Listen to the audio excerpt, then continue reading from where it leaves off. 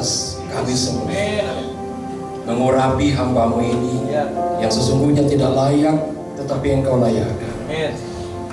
Untuk menyampaikan perkataan-Mu, untuk menyampaikan isi hati, untuk menyampaikan firman-Mu ya Tuhan. Agar hati kami direnovasi, agar hati kami ditransformasi, sehingga firman yang kami dengar bukan saja menjadi informasi seperti belaka Tuhan, bukan hanya informasi tetapi mentransformasi kehidupan kami, merestorasi hati dan pikiran kami, merenovasi kehidupan kami, sehingga buah roh hadir di dalam keseharian kami, hari demi hari. Oleh karenanya teduhkanlah hati dan pikiran kami Tuhan. Segala suara di dalam pikiran dan hati kami, segala pergumulan, persoalan, biarlah kiranya Engkau teduhkan di dalam nama Tuhan Yesus, agar kami hanya mendengar suara-Mu. Dan ketika hamba-Mu menyampaikan firman ini, itu bukan lagi hamba yang berkata-kata, tetapi Tuhan yang berkata-kata. Tuhan yang menyampaikan firman-firman yang hidup, firman yang menjadikan langit dan bumi, firman yang hadir berinkarnasi di dalam Kristus Yesus, firman yang menjadi daging. Tuhan yang mulia, Bapa dalam surga, berkati kami, hadirlah bersama-sama dengan kami, dan upahkan kami menjadi baru senantiasa terus menerus hari demi hari. Di dalam nama Tuhan Yesus, oleh kuasa Roh Kudus, kami berdoa kepadamu ya Allah Bapa di sorga. Haleluya, amin. Amin. Silakan duduk semua saudara di dalam kasih Tuhan.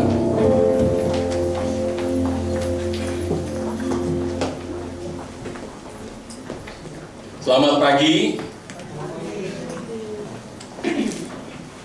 Ini ada 3.000 orang di sini, suaranya kecil sekali. Selamat pagi. Nah ini baru 500. Shalom. Alright. Kyohi. Oke. Untuk semua saudara yang merayakan tahun baru Imlek, tahun berapa ini? 2000? Bukan, tahun Cinanya, Imleknya tahun berapa? 2000? Ini KW ini.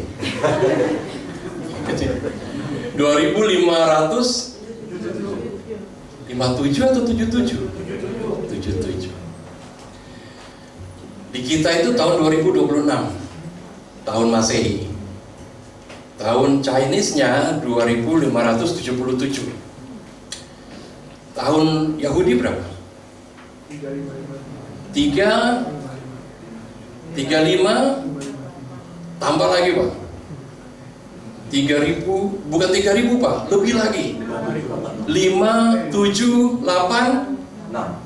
Wih, pinter ini. 5.786. Jadi ketika kita di Indonesia masih 2026, tahun baru Cina itu 2577, jadi sudah lebih dari 500 tahun melewati kita. Gak heran China itu maju sekali, gitu ya. Teknologi berkembang luar biasa, artificial intelligence itu luar biasa. Dan kemudian Yahudi, tadi kan saya ucapkan salam tiga bahasa. Selamat pagi, Shalom, lalu Kyomi. Jadi baru permulaan sudah buka dengan 3 bahasa, saudara-saudara, ya, 3 bahasa. Nah, saudara, orang Kristen suka bicara tentang shalom. Ada yang tahu artinya apa shalom? Damai sejahtera. Kalau saudara ke Israel, maka shalom itu ucapan biasa, bukan ucapan rohani. Jadi kalau orang Israel nih di Yerusalem, kalau jumpa, kalau kita nihau atau halo atau selamat pagi, mereka bilang shalom. Jadi kalau saudara ke Israel, ketemu orang Israel bilang shalom, itu bukan Kristen loh. Itu hari-hari kalau selamat pagi dia shalom. Ya, kalau selamat siang dia shalom, ya kan? Kalau dia mau pisah juga dia bilang shalom. Gitu. Tapi saudara, shalom itu sesungguhnya memiliki makna yang dalam sekali. Tuhan Yesus waktu dia mau pergi naik ke surga, Tuhan Yesus bilang, damai sejahteraku ku tinggalkan kepadamu. Eirene dalam bahasa Yunaninya, shalom dalam bahasa Israel, bahasa bahasa Ibrani. Shalom saudara-saudara, supaya kita sekarang tahu mengapa kita ucapkan shalom ya Bapak Ibu. Shalom itu tanda kehadiran kerajaan Allah. Kalau saudara baca kitab Yesaya, kitab Amos, kitab Yeremia, maka kedatangan kerajaan Allah ditandai salah satunya dengan shalom, lalu dengan kasih, ya, dengan agape, lalu dengan sukacita, lalu dengan keadilan, lalu dengan kebenaran, lalu dengan ketenangan. Shalom. Jadi waktu saudara berkata shalom, itu sesungguhnya saudara tengah mengulangi apa yang Tuhan Yesus berikan kepada kita.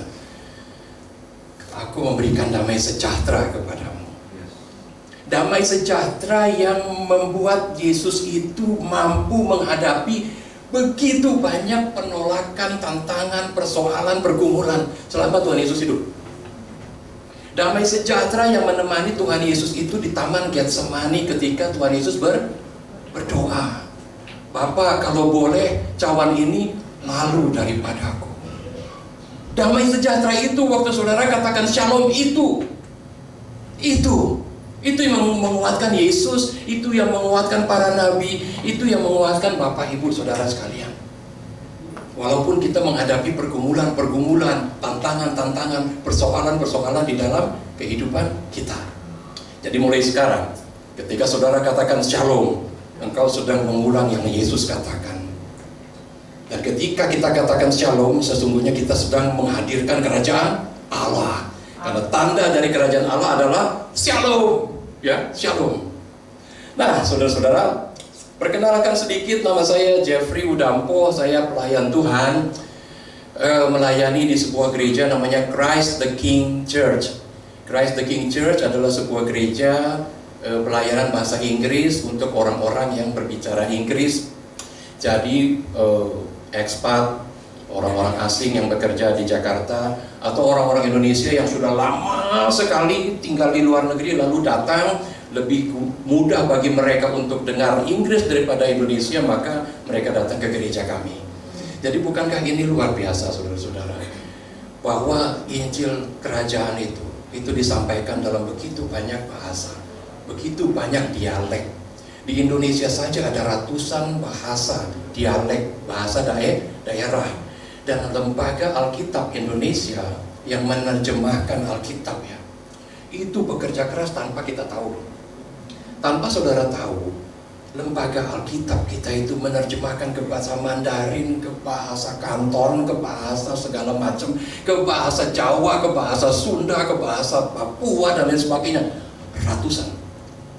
Di belakang layar Tuhan bekerja. Jadi ingat-ingat kalau kita baca Alkitab, ya, yuk kita ingat juga lembaga Alkitab Indonesia yang mencetak itu, buku itu, ya. Karena mereka berusaha menerjemahkan, sewa penerjemah itu mahal, tahu ya. Dan penerjemahnya makin sedikit. Orang-orang yang mengerti bahasa Ibrani, saudara-saudara, bahasanya Alkitab Perjanjian Lama, dan bahasa Yunani itu makin sedikit. Ya, mari kita dukung itu. Nah, saudara-saudara, nama saya Jeffrey Udampo. Saya datang dengan istri saya, namanya Ruth. Kemudian anak saya satu-satunya namanya Amadeo. Pernah kenal dengan anaknya Ibu Margaret, ya. Sama-sama satu sekolah. Nah, sama-sama satu sekolah. Jadi kami adalah pelayan Tuhan di gereja itu. Gerejanya gereja apa sinodenya? Bukan GBI. Gereja GKMI, Gereja Kristen Muria Indonesia. Ini gereja Jawa. Lahirnya di Kudus. Jadi semua orang di dalam gereja itu adalah orang Kudus. Enggak. Masih sama, masih suka jatuh dalam dosa. Oke, baik, terima kasih atas undangannya Ibu Margaret dan juga Pastor Hengki, minta saya untuk menyampaikan firman Tuhan pada hari ini. Saya beri judul Khotbah ini adalah ketika Tuhan terasa jauh. Ya, ketika Tuhan terasa jauh. Landasan firman Tuhan, landasan Alkitab yang akan kita baca, saudara-saudara, dari kitab Nabi Yesaya, dari Perjanjian Lama, pasal 40, ayat 27 sampai 31. Ini bagian dari pasal yang panjang, dari pasal 1 sampai pasal 31.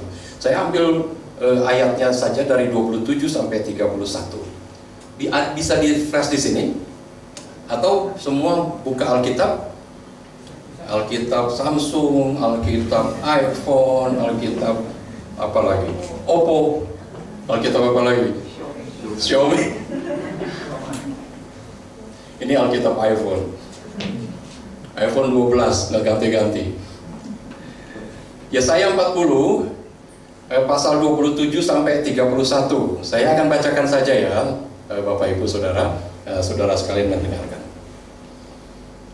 Ayat 27. Mengapakah engkau berkata demikian, hai Yakub, dan berkata begini, hai Israel? Ini Tuhan yang ngomong. Mengapa engkau berkata begini, hai Yakub, berkata demikian, ya hai Israel?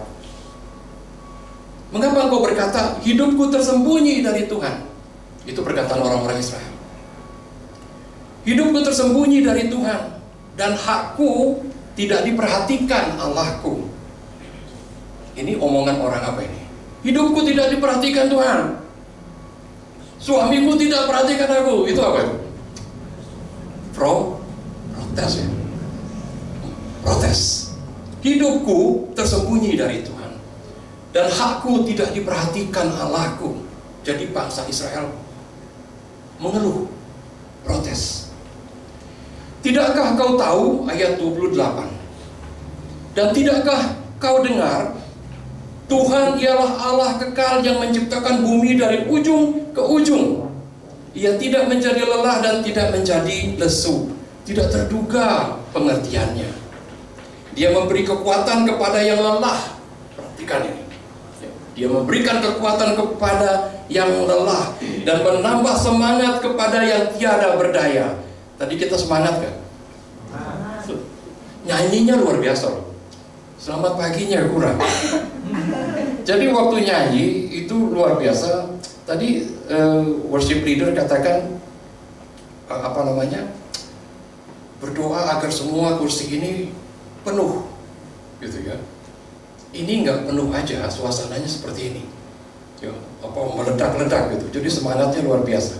Saya lanjut ya. Amin. Dia memberi kekuatan kepada yang lelah dan menambah semangat kepada yang tiada berdaya. Orang-orang muda menjadi lelah dan lesu, dan teruna-teruna jatuh tersandung. Tetapi orang-orang yang menanti-nantikan Tuhan mendapat kekuatan baru. Perhatikan ini, nanti saya ulas ya. Mereka seumpama Raja Wali yang naik terbang dengan kekuatan sayapnya. Mereka berlari dan tidak menjadi lesu. Mereka berjalan dan tidak menjadi lelah. Amin. Demikianlah firman Tuhan. Saudara-saudara, izinkan saya untuk memulai dengan sebuah pertanyaan kepada Bapak Ibu semua. Pernah nggak Bapak Ibu berdoa dan merasa seolah-olah tak ada yang mendengar? Next. Berdoa tetapi kok nggak ada jawaban? Bapak Ibu membawa persoalan kepada Tuhan melalui doa, betul? Ya. Kita membawa persoalan kita, persoalan sakit penyakit, kita minta dipulihkan, minta disembuhkan. Kita bawa persoalan keuangan, ya. Kita bawa persoalan tagihan besok belum dibayar, cicilan belum lunas misalnya, anak besok sekolah belum dibayar. Ini bukan saudara ya, saudara bayar semua, oke? Ini saya lagi ngomong yang lain sana, ya. Kita berdoa, meminta kepada Tuhan untuk pemulihan, untuk dijawab. Kita bawa pergumulan-pergumulan kita, pergumulan relasi dengan keluarga, hubungan suami dan istri, ya, membawa persoalan relasi dengan anak kita, orang tua dan anak. Kita berdoa, saudara. Tapi pernah nggak saudara merasa Bahwa ketika saudara berdoa dan setelah selesai berdoa dan kemudian berdoa lagi, dan seolah-olah tiada yang mendengar. Saya kan pernah mengalami, saya mengalami. Ya, saya rasa hampir semua mengalami.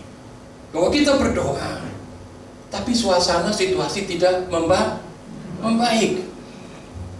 Oke.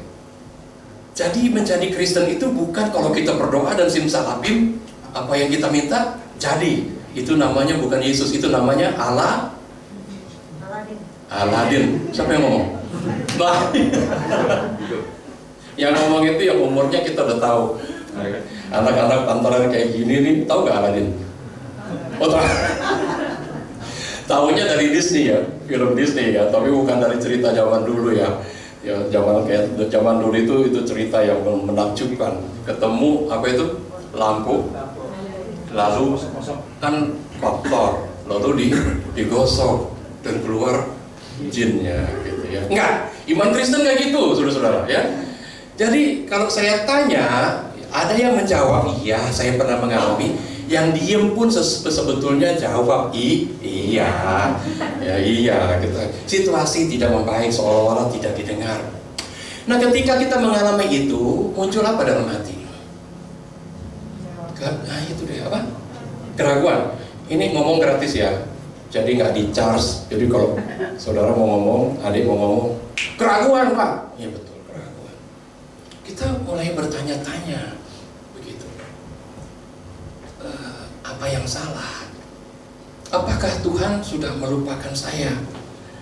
Adakah ini karena saya berbuat dosa? Apakah ini karena dosa saya begitu besar? Ataukah karena saya kurang rajin berdoa?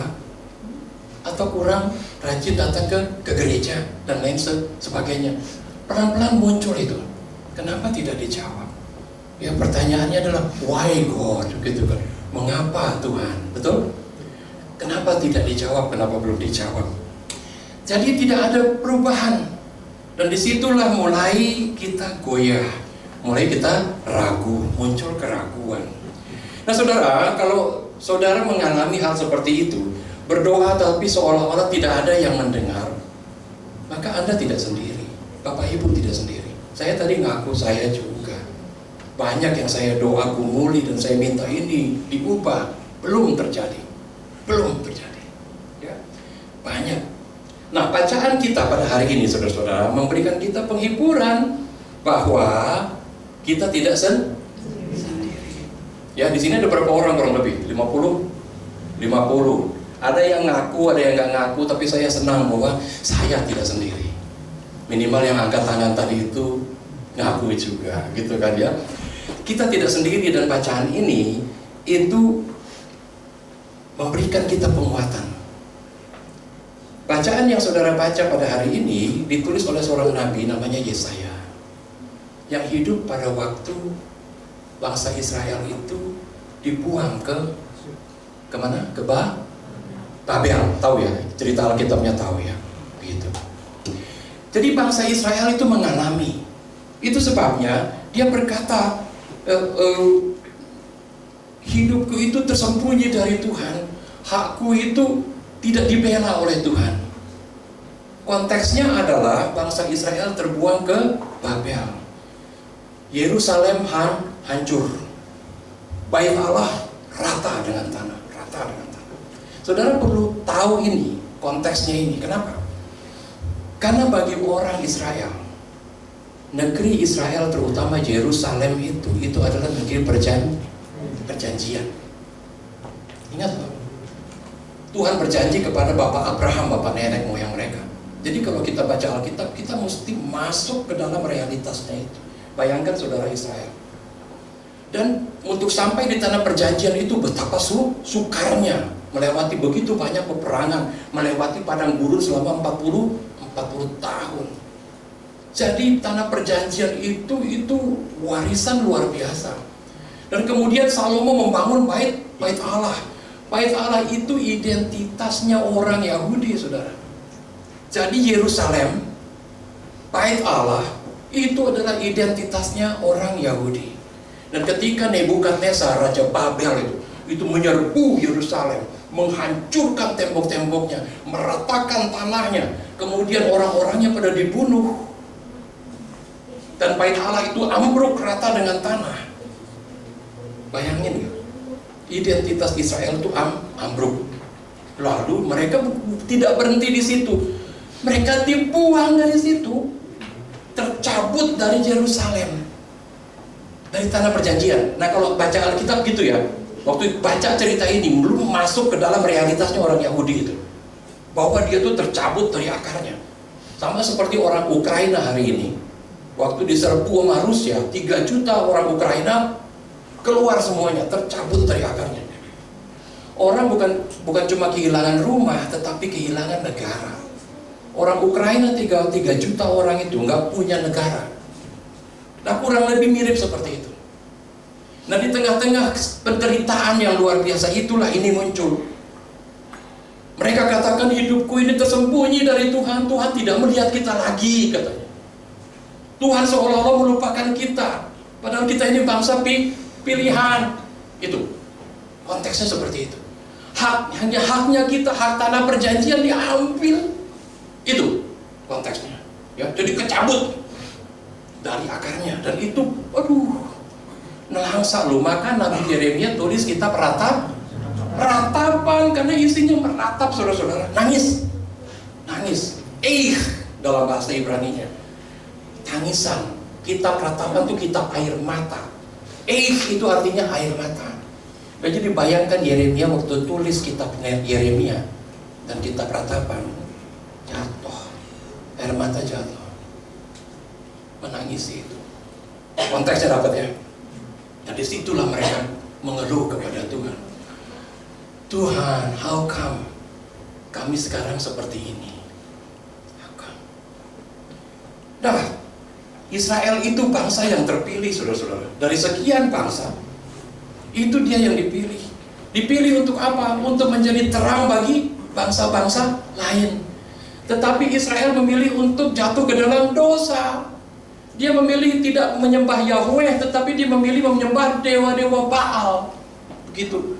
Jadi mestinya dia itu menjadi terang yang menerangi kegelapan, tapi dia sendiri menjadi kegelapan. Bapak, Ibu, saudara-saudara dan saya itu terpanggil untuk menjadi terang. Tuhan Yesus katakan, engkau adalah terang, engkau adalah garam. Persoalannya bukan apakah kita ini garam atau terang, tetapi apakah kita berfungsi sebagai garam. Garam kalau tidak berfungsi, kata Tuhan Yesus apa? Dibuang, diinjak-injak orang. Pastor Hengki ya? Ya. Welcome, Pak. Shalom. Shalom. Alright. Nah, ini bangsa yang begitu besar, kemudian jatuh ke dalam pembuangan. Dan dari situ muncul konteksnya. Tuhan, di manakah Engkau? Sama ya, seperti konteksnya kita kalau kita berdoa, lalu belum kejawab. Apakah Tuhan marah sama saya? Apakah saya kurang perpuluhan? Apakah saya kurang persembahan? Apakah saya kurang rajin masuk gereja, dan seterusnya, dan seterusnya. Next. Nah, saudara, yang saya akan sampaikan di sini adalah firman anugerah. Firman anugerah. Mari kita perhatikan ayat 27 ya. Saya tulis di sini. Mengapa engkau berkata begitu, hai Yakub, dan berkata begini, hai Israel? Ini perkataan Tuhan. Tuhan mengutip perkataannya orang Israel. Paham ya? Apa perkataan orang Israel? Ini. Hidupku tersembunyi dari Tuhan, dan hakku diabaikan Allahku. Jadi saudara, ketika Israel itu protes sama Tuhan, mengeluh sama Tuhan, komplain, Tuhan jawab luar biasa di sini. Coba cermati deh. Tuhan itu tidak marah. Tuhan tidak marah Israel. Tuhan tidak berargumentasi dengan Israel. Tuhan berkata begini, mengapa nak kamu marah-marah? Gitu ya. Mengapa engkau berkata begitu? Lalu mengapa engkau berkata hidupku tersembunyi dari Tuhan? Mengapa engkau berkata hakku itu tidak dibela oleh Tuhan? Mengapa? Saudara nangkep ini enggak? Tuhan mengutip perkataannya Israel. Israel berkata, Tuhan tidak memperhatikan aku, Tuhan tidak melihat aku, kata Israel kepada Tuhan. Tapi perhatikan ya, Tuhan mengutip perkataannya Israel. Israel berkata, hidupku tersembunyi dari Tuhan. Ternyata Tuhan dengar, ternyata Tuhan tahu. Paham gak? Israel berkata, engkau tidak lihat aku lagi, engkau sudah melupakan aku Tuhan, engkau sudah meninggalkan aku. Betapa terkejutnya Israel ketika mendengar bahwa Allah itu tahu semua perkataan Israel, perkataan Yakub. Jadi Tuhan tahu nggak keluhan saudara? Tahu. Jadi waktu kita berdoa, lalu doa kita tidak kunjung terjawab, jangan kita katakan Tuhan tersembunyi dari hidupku, Tuhan sudah mengabaikan hakku. Tuhan akan kutip ucapan saudara, karena dia tahu. Tapi bukankah ini merupakan firman anugerah buat saudara? Israel berkata Tuhan tidak tahu, tapi ternyata Tuhan tahu. Ini merupakan penghiburan bukan buat saudara dan saya, buat kita semua, bahwa Tuhan tahu. Tuhan tahu kesulitan kita, Dia tahu pergumulan kita, Dia tahu kedalaman hati kita. Ada banyak mungkin perkataan di kedalaman hati seorang istri, suaminya tidak tahu. Kedalaman perkataan seorang anak terhadap orang tuanya, belum tentu orang tuanya tahu. Tapi Tuhan tahu. Ini firman luar biasa. Ini seolah-olah meneguhkan, hey, kau bilang aku tidak dengar, kau bilang aku tidak peduli, aku tahu. Gitu. Ayat 27 ini memberikan penghiburan, penguatan kepada kita bahwa Tuhan tahu. Dia mengetahui keluh kesah kita, Dia mengutip perkataan saudara, Dia tahu isi hati. 1 Samuel pasal 16, Dia tahu isi hatimu. Jadi jangan berbohong kepada Tuhan. Kenapa? Percuma. Dia tahu lah, ya. Dia tahu, Dia mengerti. Allah mengerti, Allah peduli segala persoalan yang kita hadapi, tak akan pernah dibiarkannya ku bergumul sendiri, sebab Allah mengerti. Dia mengerti, saudara-saudara. Slide berikutnya. Nah, ini adalah keluhan yang jujur. Seringkali kita diajarkan jangan marah sama Tuhan, jangan mengeluh sama Tuhan, gitu ya. Tapi kalau kita baca, saudara-saudara, kitab Mazmur itu dipenuhi dengan keluhan. Sampai kapan ya Tuhan musuh-musuhku itu menginjak aku? Sampai kapan ya Tuhan penderitaan ini? Ya, pernah baca ya? Ayub itu kitab Ayub 42 pasal. Dari 42 pasal, 37 pasal dia apa? Dia komplain. Dari 42, 37 dia komplain. Dia mengeluh. Jadi kalau kita sedang tidak baik-baik saja, jangan katakan kita baik-baik saja. Itu namanya toxic positivity. Positif kelihatannya, apa kabar? Baik. Apa kabar? Luar biasa. Apanya yang luar biasa? Nah itu. Oke. Apa kabar? Baik. Dompet kosong padahal. Apanya yang baik? Terhadap Tuhan kita harus jujur. Termasuk ketika Tuhan, mengapa ketidakadilan terjadi Tuhan? Mengapa ada satu bangsa 3 juta orang itu pindah dari Ukraina, keleleran kemana-mana sampai ke Bali? Mengapa terjadi pembunuhan setiap hari? Aduh, saya sekarang kalau lihat apa itu Instagram, itu sedih ya. Terlalu banyak kekejaman.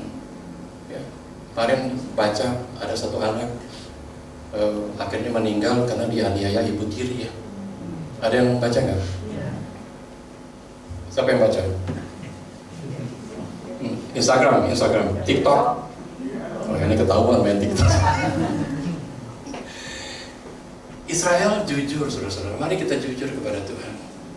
Kalau kita sedang tidak baik, tidak salah kita mengeluh kepada Tuhan. Tidak salah kita bertanya kepada Tuhan, karena Yeremia mengutuki hari lahirnya. Terkutuklah hari ketika aku lahir, katanya. Ayub, same thing. Terkutuklah, gitu kan. Tetapi di situ Tuhan mendengar, saudara-saudara. Tuhan mendengar ya semua keluh kesah kita. Nah, ayat berikutnya dikatakan begini, ini jawaban Tuhan. Ya, next slide. Jawaban Tuhan itu interupsi profetik namanya. Intervensi kenabian. Profetik itu dari kata profet. Profet artinya nabi. Jadi kata profetik itu artinya ucapan nabi. Gitu. Profetik, intervensi profetik dikatakan begini. Setelah Tuhan mengutip isi hati daripada Israel, Tuhan berkata begini, tidakkah engkau tahu? Tidakkah engkau dengar? Engkau menuduh aku tidak peduli. Engkau menuduh aku tidak lihat. Engkau menuduh aku tidak dengar. Tidakkah engkau lihat? Tidakkah engkau tahu? Tidakkah engkau dengar? Jadi Tuhan menjawab dengan perkataan, tidakkah engkau tahu? Ketika saudara dan saya kecewa sama Tuhan, lalu kita katakan, Tuhan engkau tidak peduli sama saya, engkau tidak tahu pergumulan saya. Tuhan balik, Tuhan katakan, tidakkah engkau tahu? Tidakkah engkau dengar? Paham ya? Tuhan balik tanya. Ketika kita berkata, Tuhan engkau tidak tahu pergumulanku, Tuhan katakan, tidakkah engkau kenal aku? Itu maksudnya. Don't you know me? Don't you hear about me? Tidak pernahkah engkau mendengar tentang aku? Di mana Alkitabmu? Setiap minggu gereja, setiap minggu dengar firman, tapi begitu doa belum terjawab, lalu goyah, lalu kita berkata, Tuhan. Jangan-jangan saudara-saudara, kita beragama, kita bergereja, kita mengaku percaya, tetapi sesungguhnya kita tidak percaya. Karena iman itu dasar dari segala sesuatu yang we cannot see, kita tidak lihat. Jadi Tuhan jawab dengan, tidakkah engkau tahu? Kalian melupakan identitasku, kata Tuhan. Tidakkah engkau dengar? Lalu Tuhan mengingatkan kita. Dikatakan begini, tidakkah kamu dengar? Tuhan ialah Allah kekal. Allah apa? Kekal. Kita kekal enggak? Enggak. Ada sebuah buku yang tulis itu judulnya 40,000 weeks. Jadi 4.000 minggu. Di Amerika rata-rata orang hidup 4.000 minggu. Kalau dihitung bagi dia 52 dapat berapa? Cepat. 76. Rata-rata orang tamat 76 tahun. Jadi kita tidak kekal. Allah mengingatkan kepada kita, tidakkah engkau tahu bahwa aku ini eternal, aku ini abadi, aku ini kekal. Itu ayat ini maksudnya. Tuhan ialah Allah kekal yang menciptakan bumi dari ujung ke ujung, tidak ada yang luput dari Dia. Jadi waktu saudara katakan, Tuhan engkau tidak peduli kepadaku, engkau tidak tahu pergumulanku, Tuhan katakan, aku yang menciptakan engkau, aku yang menciptakan seluruh alam raya dari ujung ke ujung. Bagaimana mungkin Allah yang sedemikian berkuasa itu, yang berdaulat itu, sampai nggak tahu gitu loh. Jadi diingatkan bahwa Allah yang kekal itu, yang mencipta alam semesta itu, Dia kekal, saudara-saudara. Dalam bahasa Inggris ada dua kata untuk kekal, eternal dan everlasting. Eternal itu di luar waktu. Dia tidak ada awal, dia tidak ada akhir. That's God. That's Jesus. Itu Yesus. Eternal. Everlasting ada, awet muda, tapi nanti juga dia juga mati. Right? Nah, Allah itu abadi, kekal. Ya, eternity begitu. Dia kekal, dia tidak terbatas, dia tidak jadi tua. Duit kita terbatas enggak? Siapa tadi yang bilang enggak terbatas? Gue mau minta. Dia tidak terbatas. Dia tidak dibatasi waktu. Dia sudah ada sebelum saudara dan saya ada. Dan dia akan tetap ada setelah kita semua tidak ada. Dia sudah ada sebelum masalah kita ada. Dan dia akan tetap ada setelah masalah kita sudah tidak ada. Dia kekal, itu artinya kekal. Ini penguatan semua loh, bahwa Allah yang kita sembah di dalam Kristus Yesus itu Allah yang kekal. Dia tidak menua, dia tidak jadi miskin, dia tidak pernah bokeh. No. Dia kekal. Dan dia adalah pencipta segala yang ada. Ini kosmik. Kosmik, lo tahu kosmik, kosmos. Ya, kosmos. Jadi powerful, berdaulat. Dan tidak mungkin sosok yang berdaulat kayak gitu nggak tahu tentang kita. Nggak mungkin. Jadi waktu saudara berdoa ya, yakinlah bahwa Tuhan dengar, Tuhan tahu. Dia dengar, dia tahu, nanti dia kutip perkataanmu dalam hati lo. Paham ya? Dia kutip itu, dia tahu. Tuhan itu tahu, saudara-saudara. Dan ini poinnya. Allah yang kekal itu, Allah yang pencipta segala yang ada itu, yang berdaulat luar biasa, yang maha kuasa dan sebagainya itu adalah Allah yang tidak kenal lelah. Dia tidak pernah menjadi lesu dan tidak terselami segala pikirannya. Next. Dia adalah sumber kekuatan kita. Dikatakan di ayat 29, dia memberi kekuatan kepada yang lelah. Dia memberi kekuatan kepada saudara dan saya ketika kita menjadi lelah. Hidup ini susah nggak? Yang duitnya banyak susah nggak hidupnya? Enggak. Banyak orang tuh salah kaprah ya. Kalau punya duit banyak tuh nggak ada masalah dalam hidup. Sopo yang bilang? Enggak bro. Enggak ya. Gitu. Jadi hidup ini susah. Hidup ini sulit, ya, dan kita capek bukan? Capek loh. Kadang capek ya Pak. Ya, saya juga ngurus gereja Pak. Ngurus jemaat itu gak gampang. Jadi sayangin pastor kalian. Beneran saya kasih tahu. Yang terpanggil untuk memimpin jemaat ya, itu nggak mudah. Ya, tidak mudah. Apalagi kalau terpanggil meninggalkan yang sebelum-sebelumnya Pak. Meninggalkan perusahaan, meninggalkan ketenaran, meninggalkan kekayaan, lalu melayani saudara dan saya. Itu luar biasa. Ya. Jadi Allah itu memberi kita kekuatan ketika kita menjadi lelah.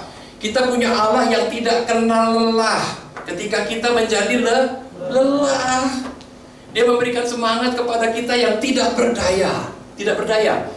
Tidak berdaya itu, daya itu energi. Jadi kita tidak punya energi. Waktu sakit kita tidak punya energi. Betul ya? Ci-nya hilang. Betul? Siapa yang belajar kungfu? Ci-nya hilang. Ya. Tapi dia memberikan semangat kepada yang tidak berdaya. Nah sebaliknya, mereka yang mengandalkan kekuatan sendiri itu seringkali tidak mendapat anugerah itu. Jadi ingat ya saudara, kelemahan kita, kekurangan kita, kerapuhan kita, itu sesungguhnya membuka pintu bagi kekuatan Tuhan untuk masuk dalam hidup. Ya. Jadi jangan mengeluh dengan kesulitan hidup. Hidup ini sulit. Mau duitnya segudang, mau duitnya tinggal pas-pasan gitu kan. Saya malah lupa bawa dompet. Iya nggak ada. Gitu. Hidup ini susah, sulit. Ya. Tapi kita punya Allah yang tidak pernah kenal lelah. Ketika kita lelah, Saudara, Rasul Paulus itu punya satu, dia sebutnya duri dalam daging. Pernah baca? Ya, duri dalam daging, 2 Korintus pasal 12. Para ahli penafsir itu bertanya-tanya, ini apa sih? Jadi ada yang bilang duri dalam daging itu Paulus mulai buta. Itu sebabnya waktu dia tulis surat Galatia, dia bilang, lihatlah, huruf-huruf saya ini gede-gede. Ada lagi yang mengira, menduga Paulus itu Rasul Paulus ya, bukan Paulus tukang es, bukan. Rasul Paulus itu sakit migrain luar biasa, Pak. Migrain itu, kalau kena migrain itu dia kayak mau ambil kampak, pecahin kepala. Gitu. Dia bilang itu iblis yang menggocok dia. Gitu. Nah, setiap kita bukan punya duri dalam daging kita, bukan? Ada, saudara.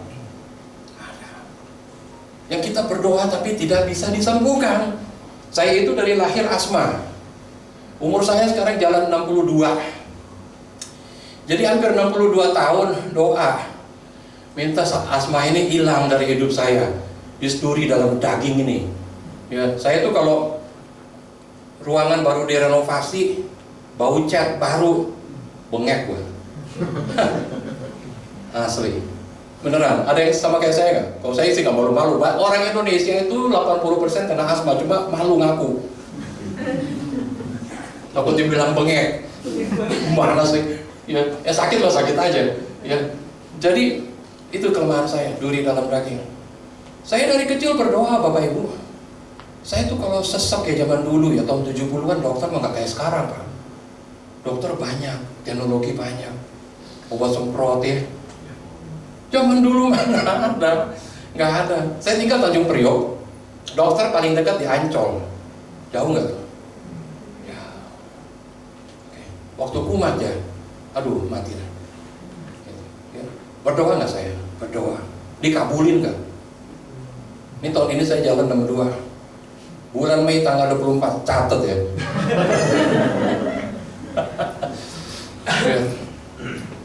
Tidak dikabul. Lalu Tuhan katakan apa kepada Rasul Paulus? Waktu Paulus minta itu hilang, dia katakan, cukuplah anugerahku bagimu, sebab justru di dalam kelemahanmu lah kuasaku itu nyata. Kalau saudara tidak pernah punya pergumulan, saudara akan ingat Tuhan. Dulu saya dari sekolah teologi ya, dulu lumayan pinter kata orang. Terus teman saya bilang, Tuhan itu adil ya, Jeff. Dia bilang, kenapa ya? Ya lu pinter, tapi Tuhan adil. Lu dikasih bengek supaya lu kagak Dan nyata saudara-saudara, kasih karunia Tuhan itu melebihi porsi sakit saya. Ada yang nggak punya sakit di sini? Oh, semua nggak punya sakit. Ada dong ya. Panu, bisul. Oke. Di dalam kelemahan, ketika seakan doa kita tidak terjawab ya. Next slide ini adalah kuncinya. Silakan. Udah umur 60-an begini. Pak Hengki pakai kacamata nggak? Ya udah sama kita. Jadi kalau mau baca baru pakai, Pak. Saya katakan ini visi yang mentransformasi. Orang-orang muda menjadi lelah dan lesu, dan teruna-teruna jatuh tersandung. Jadi waktu saya baca begini, saya ingat waktu saya umur 20-an. Ya. Pak Hengki pernah lah ya, kita pernah umur 20-an. Dan saya ingat loh, ya, sekarang saya tidak bisa melakukan banyak yang saya lakukan umur 20-30. Ya kan, naik gunung. Saya dulu naik gunung lari, duk, turunnya lari. Oke. Saya pernah karate, ikut gasuku, kena ikan ban hitam, itu lari dari Tanjung Priok sampai Bogor. Keren ya? Sekarang bro, Di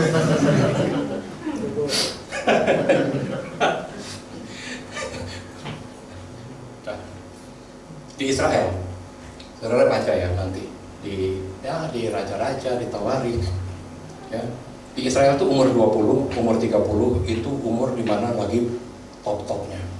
Umur 20 ready untuk perang gitu. Jadi daftarkanlah semua orang yang umur 20 gitu, untuk siap perang. Kemudian diubah menjadi daftarkanlah semua orang yang umur 30.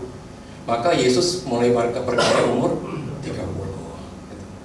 Jadi 30, 20, wih itu mah gak ada matinya. Ya, ditembak mempan ya. Lompat dari lantai 7 ketawa. Oke. Jadi orang-orang muda menjadi lelah, dia bilang. Jadi ternyata yang hebat, paling hebat pun anak-anak muda tetap bisa jadi lelah. Itu menggambarkan keterbatasan kita sebagai manusia. Lalu waktu saya baca gini, saya berkata gini, ya ilah, itu anak muda aja menjadi lelah, gimana saya ya? Iya kan? Bener kan? Terunak, tersandung katanya gitu. Jadi kita diingatkan dengan batas kekuatan kita. Kekuatan kita itu limited. Ya, kekayaanmu itu limited. Kemarin saya baca di Instagram, Elon Musk, tahu Elon Musk? Orang termiskin di dunia. Enggak, itu siapa penyanyi dangdut. Terkaya di dunia. Lalu dia katakan apa? Semua kekayaan ini tidak mampu membuat dia happy. Okay. Tetapi orang-orang yang menanti-nantikan Tuhan mendapat kekuatan baru, itu kuncinya. Jadi waktu saya baca orang muda aja bisa lelah, gimana saya? Tetapi ada firman ini, orang-orang yang waiting on, katanya waiting on itu menanti-nantikan. Pelayan kalau bahasa Inggrisnya apa di restoran?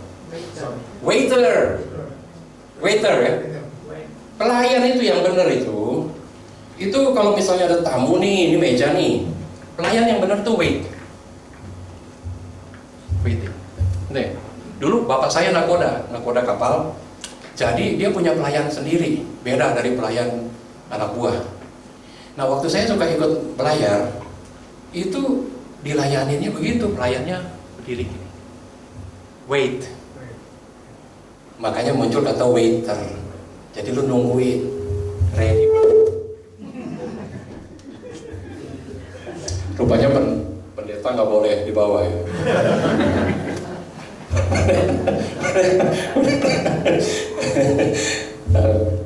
Ini kenapa? Atau ini syarat untuk saya selesai? Tanda-tanda. Sabar saudara-saudara. Ini masih ada sekitar 70 slide. Jadi kita dihadapkan dengan realitas ya, realisme bahwa kekuatan kita terbatas. Oke, tapi ingat ini, kata kuncinya adalah mereka yang menanti, siap, ya, siap menantikan Tuhan. Seperti penjaga yang menantikan pagi, jaga malam itu menantikan pagi. Orang yang jaga malam nunggunya apa? Lama banget, bener nggak sih? Bener nggak? Tapi dia anticipate gitu, mengantisipasi, menanti-nantikan, waiting on the morning gitu, menanti-nantikan pagi, betul ya? Nah mari kita waiting on God, menanti-nantikan Tuhan seperti itu, kagak tidur, menanti, siap seperti pelayan, ya, seperti pelayan. Nah kata Ibrani-nya itu kafah. Kafah itu artinya bukan menanti sambil bobo, menanti sambil duduk leyeh-leyeh. No. Kita ini berada dalam, orang Kristen itu suka disebut gini secara teologi ya. Orang Kristen, saudara dan saya ini adalah orang yang sudah tapi belum. Gitu. Already but not yet. Sudah tapi belum. Sudah apa? Sudah ditebus. Sudah ditebus. Kita sudah ditebus. Tapi kita masih hidup di dunia yang dosa ini. Dosa yang hidup, dunia yang dosa ini.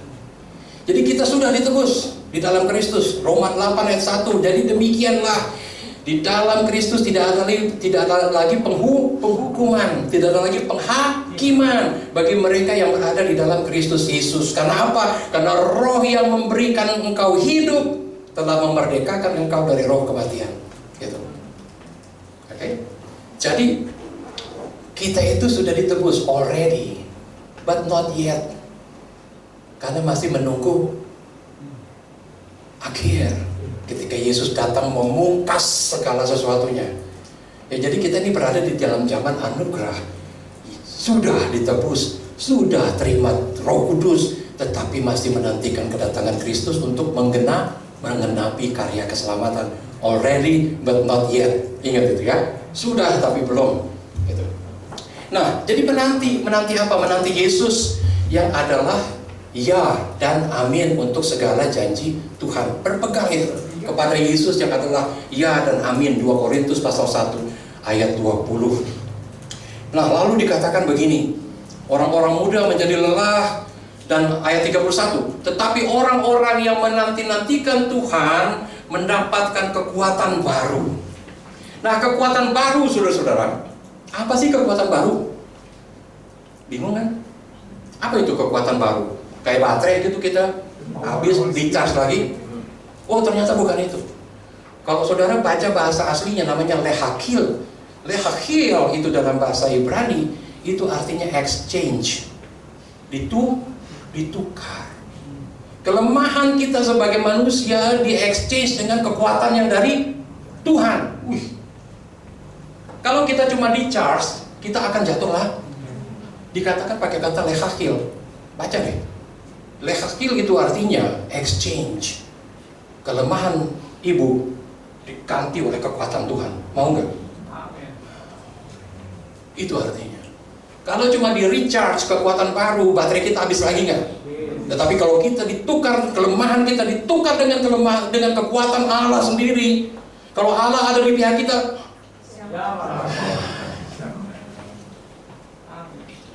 itu kekuatan baru itu. Ya, diberikan kekuatan baru sehingga kita itu seumpama raja wali yang terbang tinggi dengan kepak sayapnya. Ya, saudara sudah sering dengar khotbah inilah, raja wali ya. Raja wali tidak menantang angin. Angin itu problem lah, kurang lebih ya. Angin badai problem kita. Ya. Dan raja wali tidak melawan itu. Raja wali ngapain? Dia memanfaatkan angin itu untuk terbang lebih tinggi. Jadi di dalam Tuhan problem-problem saudara, persoalan saudara, sakit penyakitmu, persoalan keuangan, persoalan hubungan, tempat kerja, pekerjaan dan lain sebagainya, itu di dalam Tuhan itu engkau angkat, engkau transformasi sehingga engkau terbang lebih tinggi. Amin. Itu dia. Itu maknanya. Ya. Jadi kita terbang tidak melawan angin. Ya, tidak melawan masalah, kita tidak ngeluh terus. Lalu dikatakan juga mereka berlari dan tidak menjadi lesu. Jadi ketika kelemahanmu ditukar dengan kekuatan Allah, engkau tidak akan menjadi lesu. Engkau berlari tidak akan menjadi lesu. Ya, lalu dikatakan lagi, mereka berjalan dan tidak menjadi lelah. Amin. Amin. Ya. Nah, sekarang bayangin sequence-nya. Pertama dari Raja Wali terbang tinggi, kemudian dia turun, berlari. Saudara dan saya itu pernah mengalami puncak-puncak kejayaan hidup. Pernah juara kelas lah, juara makan kerupuk lah 17 Agustus. Ya lu pernah lah ngalamin sesuatu yang hebat lah gitu kan, gitu kan, juara kelas kayak apa, juara nyanyi ya, pernah lah, itu seperti Raja Wali. Namun kemudian dia juga berbicara tentang kau berlari. Dan terakhirnya apa? Berjalan. Saya pernah berada di puncak-puncak waktu muda, dan kemudian pernah berlari Pak. Dan di usia sekarang saya berjalan. Dan bukankah ini yang paling apa ya, paling relate dengan hidup kita, bahwa sehari-hari kita berjalan dalam keseharian kita, bekerja, cari nafkah, ketemu bos yang galak, ketemu ini, ketemu itu. Ya, tapi dikatakan di sini mereka akan berjalan, ya, tapi tidak menjadi lelah. Ya. Jadi Yesus berkata, saudara, teruslah melangkah berjalan, teruslah melangkah dan berjalan. Engkau tidak akan jatuh, engkau tidak akan tersandung. Nah, saya akan tutup, silakan worship pemusik kembali. Saudara, Nabi Yesaya yang menulis kitab ini, itu menulis perkataan ini yang tadi kita khotbahkan ini. Itu kepada orang-orang yang merasa terlupakan. Ada di antara saudara yang datang kemari dengan perasaan tidak dianggap, entah di tempat kerja, entah di rumah tangga. Nggak usah dijawab, tapi ini firman buat saudara. Orang yang merasa dikecilkan, orang yang merasa tidak dilihat. Ini orang Israel bilang, hidupku tersembunyi darimu, engkau tidak lihat aku Tuhan. Dalam hidup keseharian, ada orang-orang yang tidak dianggap, dibully, ya, tidak dilihat, nggak dianggap. Dia ngomong nggak didengar. Yesaya menulis perkataan ini kepada orang-orang yang terlupakan, forgotten, dilupakan.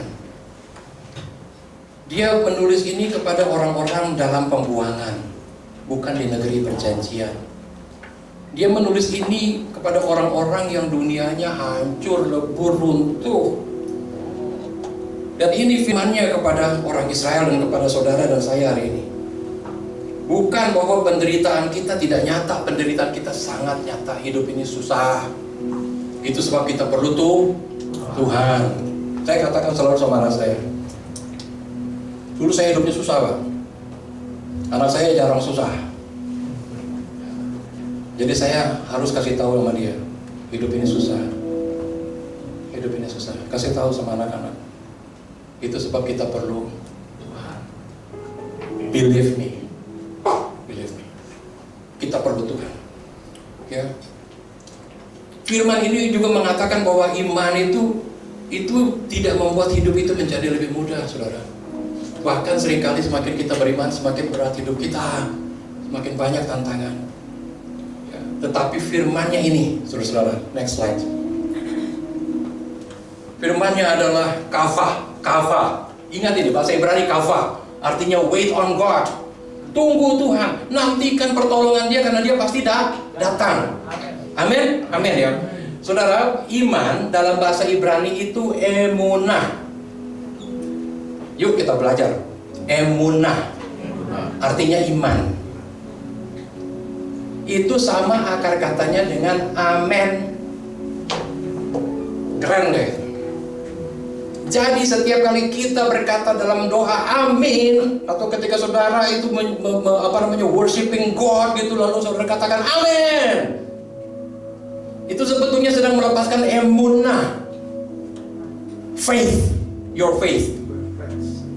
Faith yang bisa memindahkan gunung, saudara. Dan kalau Allah berada di pihak kita, siapa lawan kita? Saudara, Anda datang dengan segala persoalan. Saya tahu, saya juga begitu. Ya kan? Jangan pikir pastor itu nggak ada masalah. Ya Pak Egi, enak aja lo gitu. Tapi ingat ini, bahwa Allah yang menciptakan bumi dari ujung ke ujung, menciptakan segala galaksi, alam raya yang besar ini, itu melihat kita. Dia peduli, Allah mengerti, Dia mengerti. Ya. Allah itu belum bosan dengan kita, Dia tidak pernah bosan. Dia itu terlalu cinta sama kita. Cintanya itu saya kagak paham, asli gua gak paham. Saya gak ngerti cintanya Dia itu sebegitu. Saya nggak ngerti. Sampai Dia mau datang kemari, jadi manusia, mati. I don't understand. That love itu gue nggak ngerti. Saya nggak ngerti. Tapi Dia tidak pernah bosan, Dia tidak kenal lelah, Dia tidak tertidur. Mazmur katakan, Mazmur 121 ayat 4 katakan tak tertidur. Dia tidak pernah tidur. Dan jika saudara terus setia berpaut kepadanya, nempel. Yesus katakan di Yohanes 15 apa? Akulah pokok anggur, kalian adalah caranya. Kalau engkau ada di dalamku, maka engkau akan berbuah banyak. Kalau engkau ada within me, within, di dalam aku, maka engkau akan berbuah banyak. Tetapi di luar aku, without, within, without, di luar aku, kamu tidak bisa berbuat apa-apa. Dalam bahasa Inggrisnya, without me, you can do nothing. Nothing itu, nothing tahu nggak artinya apa? Siapa yang bilang kosong? Keren. Nothing itu dari kata no thing. Nothing. Kosong.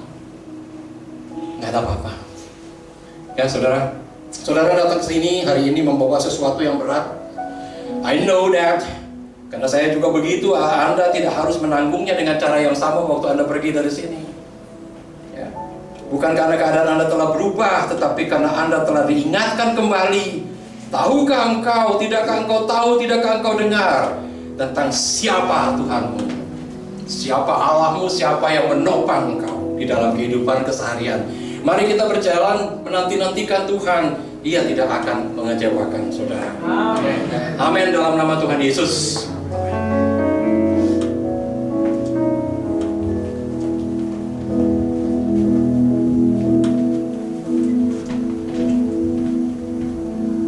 Banyak perkara yang tak dapat ku mengerti.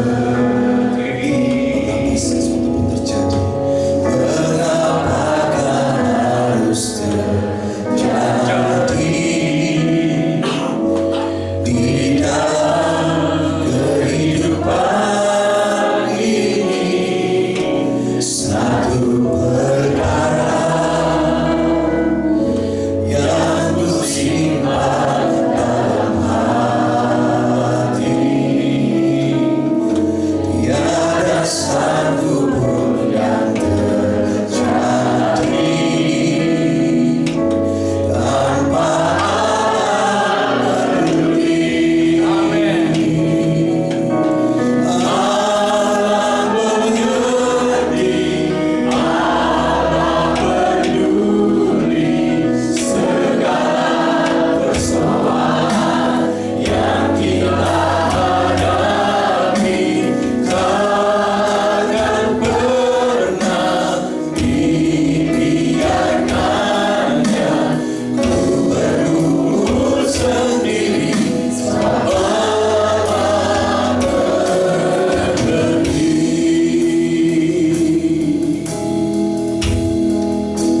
Lagu ini saudara-saudara menggambarkan apa yang tadi baru saja Tuhan sampaikan melalui firman-Nya. Bahwa salah apabila kita memandang bahwa Allah itu tidak tahu. Keliru kita bahwa Allah itu tidak peduli atas kita. Lagu ini mengatakan bahwa banyak perkara yang aku tidak mengerti. Karena pengertian kita terbatas, tetapi pengetahuan Tuhan itu tidak terbatas. Kita tidak mengerti, tetapi satu yang kita mengerti, bahwa Allah itu peduli, Tuhan itu mendengar. Dia mendengarkan saudara, Dia mendengarkan saya. Dia tidak buta, Dia tidak pernah tidur. Dia kekal. Kekekalannya itu menyertai saudara dan saya. Dia tidak pernah capek, Dia tidak pernah lesu. Dia tidak dibatasi oleh waktu, oleh ruang.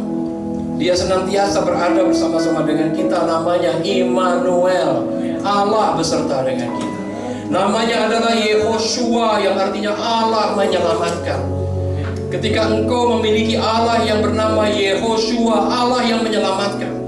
Ketika engkau memiliki Tuhan yang bernama Immanuel, Allah beserta dengan saudara, siapakah yang akan melawan kita?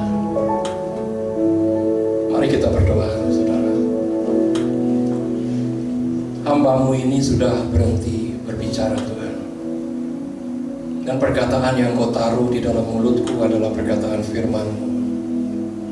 Aku bersyukur Tuhan, Engkau memberkati, mengurapi, sehingga Engkau pakai hamba-Mu ini untuk menyampaikan firman yang kudus, firman yang menciptakan langit dan bumi dan segala isinya, firman yang mengampuni, firman yang menjadi daging di dalam Kristus Yesus.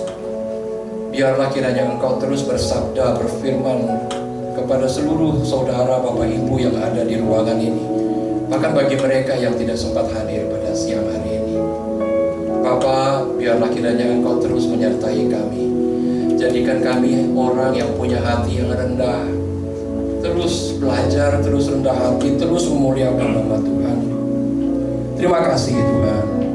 Serta dengan kami ketika kami pulang, berserta dengan GBI Pademangan di sini, terus hadir sebagai Immanuel. Sertai semua keluarga, berkati Pak Hendrik, Ibu Margaret. Biarlah kiranya Tuhan Kau berkati keluarga ini, berkati semua pengurus, berkati worship, pemusik, pengurus, semua Tuhan yang mengambil bagian di dalam pelayanan yang luar biasa ini. Karena kami tahu dari benih seperti biji sesawi akan lahir kerajaan Allah yang memuliakan nama Tuhan. Dari tempat ini Tuhan, kami berdoa agar ketika kami pulang kami menjadi gambar Kristus. Engkau adalah gambar Kristus. Engkau adalah Yesus yang orang bisa lihat. Masing-masing kita, saudara dan saya, adalah Yesus, satu-satunya Yesus yang bisa saudara orang-orang lihat. Maka menjadi saksilah bagi Kristus dalam kehidupan. Dalam nama Tuhan Yesus, oleh kuasa Roh Kudus, kami sudah berdoa kepadamu ya Allah Bapa di dalam surga. Amin dan amin. Yang diberkati kita berikan tepuk tangan sekali lagi. Bolehkah saya melambaikan tangan katakan thank you Pastor Jeffrey Udampo. Thank you juga buat ibu dan juga anak yang ikut, keluarga yang ikut. Yang diberkati sekali lagi katakan tepuk tangan yang paling dahsyat. Iya, haleluya. Terima kasih sekali lagi Pak Jeffrey buat pelayanannya dan ibu dan keluarga semua. Ya luar biasa. Kita diingatkan kita punya Tuhan yang dahsyat. Kita diingatkan kita punya Tuhan yang besar. Amin. Ya, sebelum lanjut saya mau Kyonghi dulu ya. Kyonghi Pak Choi, biar tahun ini tahun yang luar biasa. Kita bukan hanya diberkati secara materi, tapi kita melihat janji Tuhan yang di atas hidup kita. Ya, maka tadi hari-hari ini bagian kita adalah kafah, ya, menanti dengan Tuhan. Ya percayalah, pertolongan tangan Tuhan nggak akan terlambat dalam hidup kita. Sama yang tadi Pak Jeffrey bilang, betul ya, kita jujur. Saya juga jujur Pak di depan Tuhan. Kadang-kadang kita takut, kita khawatir, nggak usah sembunyi sama Tuhan. Kita bilang Tuhan, saya nggak takut. Kalau kita takut Tuhan kita tahu. Ya kalau doa yang jujur, saya kalau kita takut, saya takut. Tuhan, saya takut itu. Tuhan, saya khawatir nih Tuhan. Gimana nih? Jujur aja di depan Tuhan. Ya, Dia Bapak kita yang baik kok. Dia bukan Bapak yang galak yang pengen Tuhan. Lu khawatir, lu nggak percaya ketok terus enggak. Ya, tapi kita punya hubungan. Kalau kita khawatir, kita bilang aja khawatir. Kalau kita takut, kita bilang aja. Kalau kita sebel sama orang lain, kita bilang, Tuhan saya sebelin sama dia tuh. Berikan kekuatan untuk saya ngampunin dia. Berikan kekuatan untuk saya berdoa buat dia. Karena dengan kekuatan dari nggak bisa. Ya, jangan pernah berharap bahwa kita bisa melakukan firman Tuhan dengan kekuatan kita, nggak ada. Hanya kuasa Roh Kudus yang memampukan kita untuk kita boleh melakukan kebenaran Tuhan. Ya biarlah setiap firman Tuhan itu kita renungkan menjadi rema. Ya jangan firman Tuhan itu tahun 2026 ayo kita janji setiap firman Tuhan yang kita dengar setiap minggu atau firman yang kita baca itu jangan terlalu begitu aja. Ya, saya dapat satu gambaran bahwa hari ini kita harus kasih warna. Artinya apa? Satu keseriusan. Firman itu bukan berlalu gitu aja pulang lupa, tapi ayo kita mulai renungkan firman itu. Sudah belum kita lakukan? Mau nggak kita lakukan? Ya, sudah belum kita di posisi mana hari-hari ini? Dan kita akan evaluasi nanti di akhir tahun 2026. Kerohanian kita harus semakin bertumbuh. Kerohanian kita harus semakin dewasa. Buah-buah yang dihasilkan harus kata ya Rabba siakan kekasih Allah bilang terima berkat kasih sukacita damai sejahtera daripada Allah Bapa di dalam itu kan mengasihi Yesus Tuhan dan berhiburan yang manis dari Kudus menyertai kita pada hari ini sampai kita datang dia kedua kali menjemput kita di awal-awal yang permai bahkan sampai selama-lamanya kita percaya dan berkat sama-sama katakan amin.